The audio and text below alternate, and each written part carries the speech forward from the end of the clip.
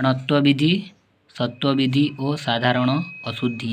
अणत्वविधि मदन दिन ऋण तृण मसृण। तो पहला धाड़ी रे न रो व्यवहार होइछि एवं तृतीय धाड़ी रे अण रो व्यवहार होइछि। एहा का हला जे इंता होइछि से बाबद रे आज पढ़मा आमे। प्रथम धाड़ी रे दिया जाइथिबा शब्द गुडी को लक्ष्य कले जणा जीव जे अकार आकार इकार हर्षईकार उकार हर्षउकार एकार ऐकार स्वर परे न अछि। भाषा रे शब्द गुडिक अविकल एहीपरि चलुअछि। एही शब्द गुडिक रे न स्थान रे न होई पारिबो नाही। जेन शब्दर आगे अ आ इ हर्षई दीर्घई इटा जाना भी लिखाई छे से अक्षर थिले से जगह रे न स्थान रे अण नि होई पारे। इठाने अ परे न अच्छे आ परे न अच्छे इ परे न अच्छे हर्षई परे न अच्छे उ परे न अच्छे हर्षऊ परे न अच्छे ए परे न अच्छे ओई परे न अच्छे। तो हेतिर लागी इठाने अण न स्थान रे अण नि हे पारे। शब्द रूप द्वितीय धाड़ी रे इठाने लेखा दीछे रु परे अण होइछे। रु इठाने रु परे न जगह रे अण होइछे रु परे न जगह रे अण होइछे आर र परे न जगह रे अण होइछे। जीर्ण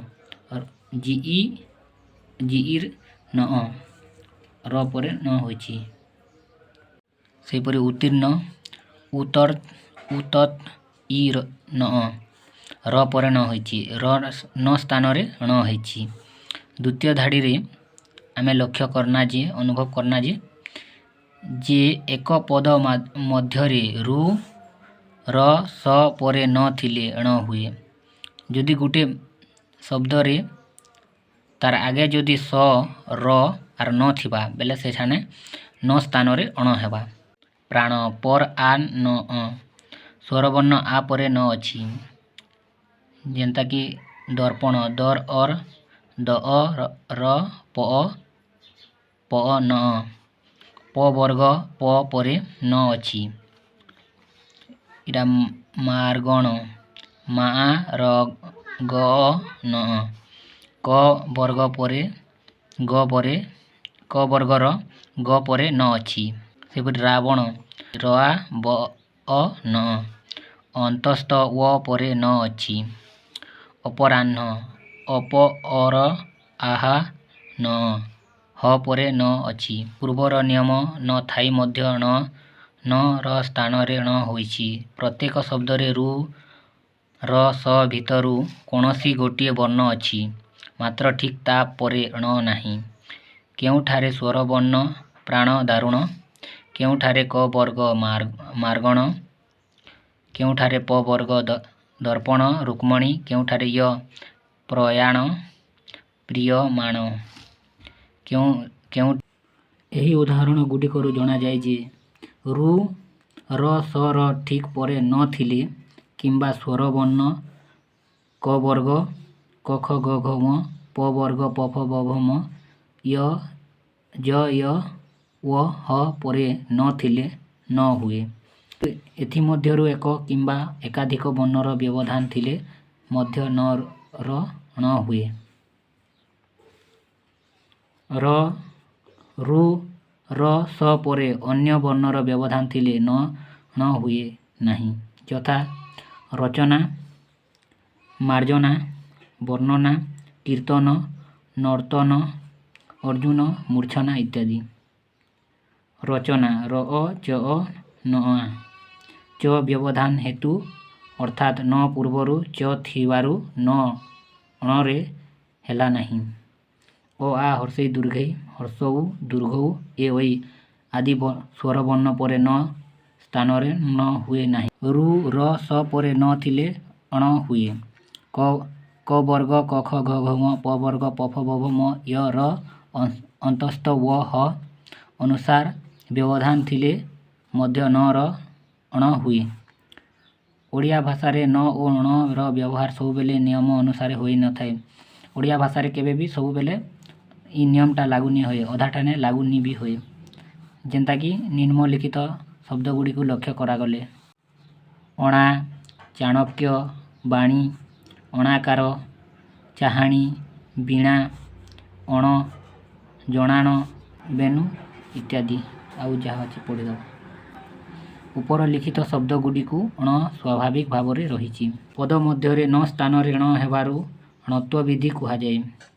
ରୁ, ର, ସ ପରେ ନ ଥିଲେ ଅଣ ହୁଏ ଏବଂ କ ବର୍ଗ, ପ ବର୍ଗ, ୟ, ୟ, ହ ବ୍ୟବଧାନ ଥିଲେ ମଧ୍ୟ ନର ଣ ହୁଏ। ସତ୍ୱ ବିଧି। ଅ, ଆ ପରେ ସ ଥିଲେ ସ ର ପରିବର୍ତ୍ତନ ହୁଏ ନାହିଁ। ଯଦି ସ ଆଗେ ଅ ଆର୍ ଆ ଥିବା ବେଲେ ତାର ସ ଜାଗାରେ ସ ଏକା ଲାଗ୍ବା। ଯେନ୍ତାକି ଆ ସ ଆଗେ ଅଛେ ସେଥିର୍ଲାଗି ପରିବର୍ତ୍ତନ ନି ହେଇ। ଇଠାନେ ବି ହେନ୍ତା ଅଛେ, ଇନେ ସବୁନେ ଏନ୍ତା ଅଛେ। ତ ହେଥିର୍ଲାଗି ଅ ଆର୍ ଆ ପରେ ସ ଥିଲେ ସର ପରିବର୍ତ୍ତନ ନି ହୁଏ। ଇ ପରେ ହର୍ଷଇ ପରେ ଦନ୍ତ ମୂର୍ଧନି ସ ଅଛି। ଉ ପରେ ମୂର୍ଧନି ସ ଅଛି। ଉ ପରେ ହର୍ଷ ଉ ପରେ ମୂର୍ଧନି ସ ଅଛି। ଏ ପରେ ମୂର୍ଧନି ସ ଅଛି। ଐ ପରେ ମୂର୍ଧନି ସ ଅଛି। ଓ ପରେ ମୂର୍ଧନି ସ ଅଛି।